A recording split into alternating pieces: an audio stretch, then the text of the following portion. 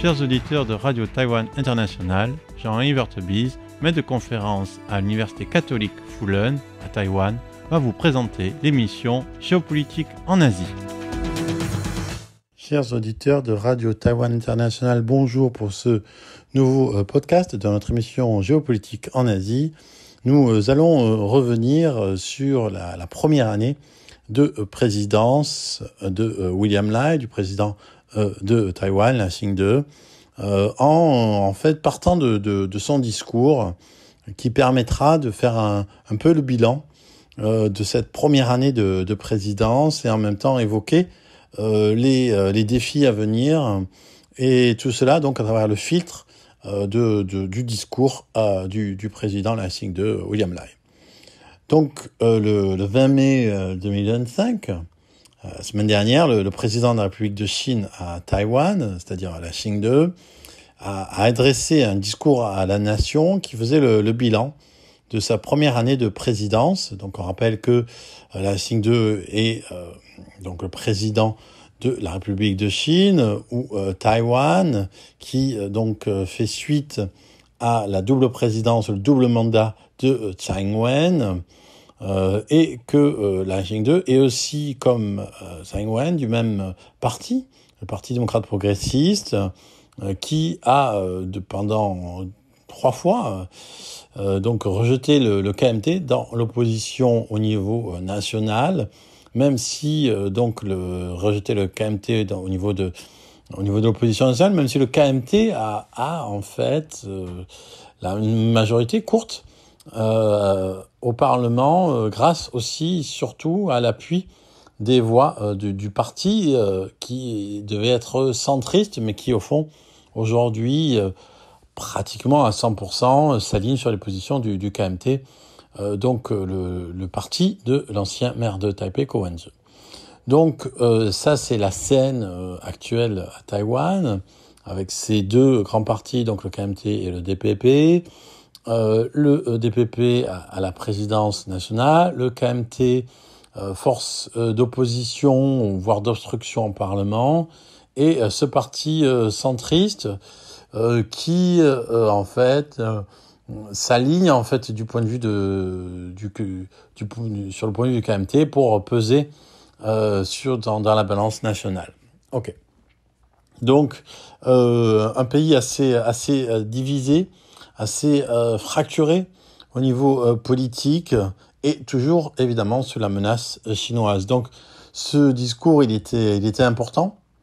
Donc le 20 mai 2025, le président Lai a fait ce premier discours de présidence, ce premier discours d'une année de présidence, et il a fait un peu la liste des défis de l'archipel qui lutte pour préserver son autonomie démocratique face, comme on le sait, à la toute-puissance économique et militaire chinoise, dont il semble que la menace se rapproche de jour en jour.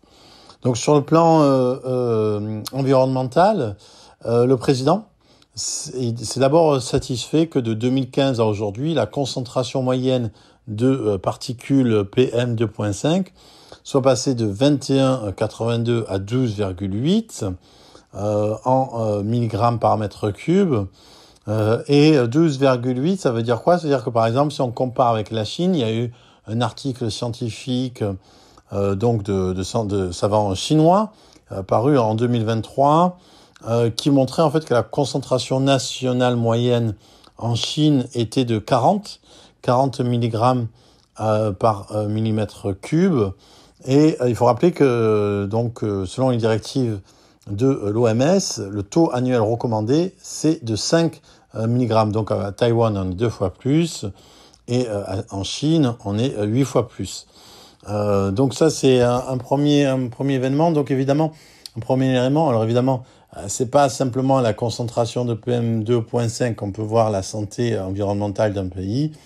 Donc c'est un petit indicateur qui n'est pas peut-être le plus probant. Il y a aussi la santé évidemment de la biodiversité, la santé des rivières, etc.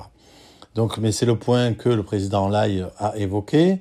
Ensuite, il a évoqué aussi la notion de résilience sociale. Alors cette notion de résilience sociale, c'est une notion importante qui a fait le jour depuis en fait assez récemment en fait, depuis 2-3 ans, je veux dire à Taïwan dans ce sens qu'elle a aujourd'hui.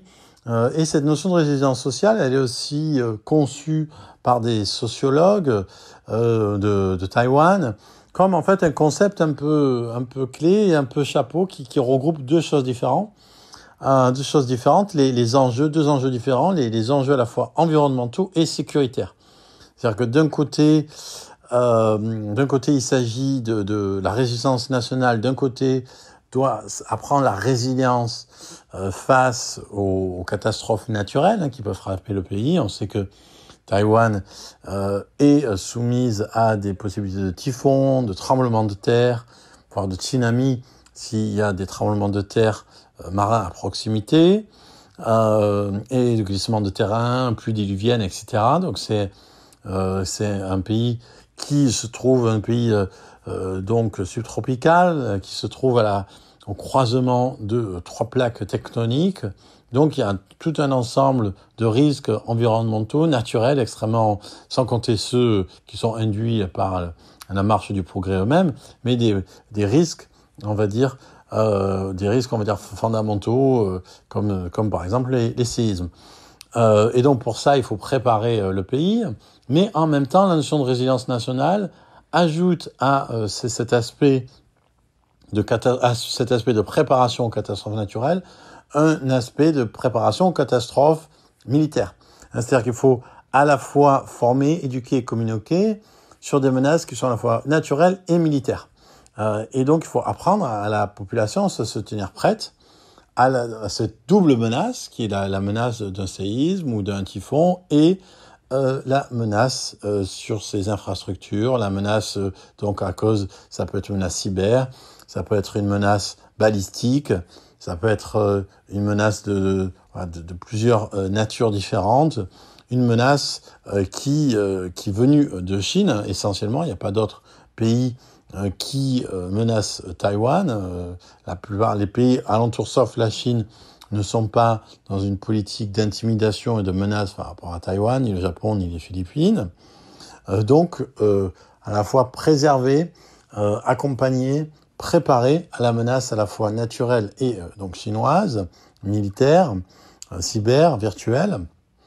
Sur ce point, le président Lai a évoqué des pistes d'amélioration. Donc il dit, nous travaillons activement, donc je cite, nous travaillons activement à renforcer la résilience de nos sociétés en matière de défense pour répondre aux menaces pesant sur la sécurité nationale et protéger notre mode de vie libre et démocratique.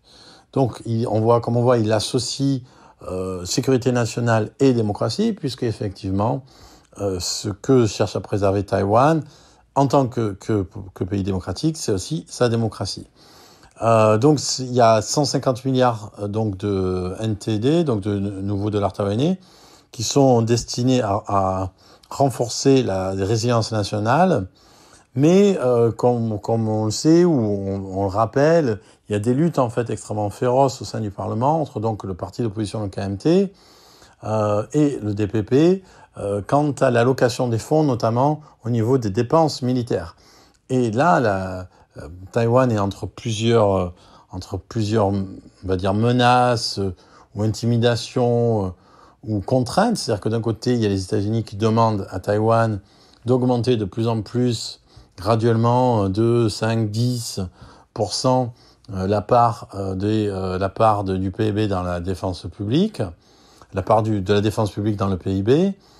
Et de l'autre côté, il y a des partis d'opposition qui semblent de plus en plus soit s'aligner sur Pékin, soit avoir leurs propres objectifs en essayant de réduire ce montant alloué à la défense, sans doute, donc en argumentant que en fait le budget des défenses n'est nécessaire que si on est provocateur vis-à-vis de la Chine. On reviendra sur ça, en fait, dans la deuxième émission. Et donc, ces 150 milliards de NTD, d'où ils viennent? En fait, ils viennent de ce que, on finira sur ce point pour ce premier podcast, de ce que Taïwan est un des rares pays avec un excédent budgétaire. Un des rares pays au monde avec un excédent budgétaire de cette nature. Au cours de l'exercice 2024, Taïwan a enregistré un excédent budgétaire de 528,3 milliards de NTD et les recettes fiscales, elles ont atteint un niveau de 3761 milliards NTD. Et donc, une partie de cet excédent budgétaire, du fait de recettes fiscales optimisées, une partie de cet excédent budgétaire, et donc il est, comme le dit, dans ce 328 milliards, 410 milliards vont être utilisés dans des allocations budgétaires spéciales, non seulement pour soutenir les industries et stabiliser l'emploi, mais aussi renforcer l'économie, protéger les moyens de subsistance de la population, améliorer la résilience de la sécurité intérieure, on l'a évoqué, et garantir que les industries de Taïwan continuent de progresser régulièrement dans un contexte de changement de circonstances. Et effectivement, grand changement de circonstances, c'est la politique tarifaire de Trump qui vise aussi Taïwan. Et un des points clés du débat public par rapport aux dépenses, c'est aussi le prix de l'électricité qui est extrêmement bas et que le gouvernement a choisi de maintenir à ce prix très bas, alors même que Taïwan dépend à 95% des importations pour assurer ses besoins énergétiques. Étant dit que s'il y a une blocade, il y a plus d'électricité très très vite. Et évidemment, pourquoi Taïwan a un tel besoin d'électricité? C'est parce que, en même temps, ce qui fait sa force et aussi sa faiblesse, c'est que Taïwan est une musique high-tech, et toute cette industrie high-tech, ça demande beaucoup d'eau, beaucoup d'électricité. Donc, cette industrie high-tech, c'est à la fois ce qui la protège, on peut dire, mais c'est aussi à la fois ce qui l'expose par la demande d'électricité que ça induit, et celle-ci vient majoritairement, en très très grande majorité, de l'extérieur. C'était Jean-Yves Vertebise dans son émission Géopolitique en Asie pour RTI.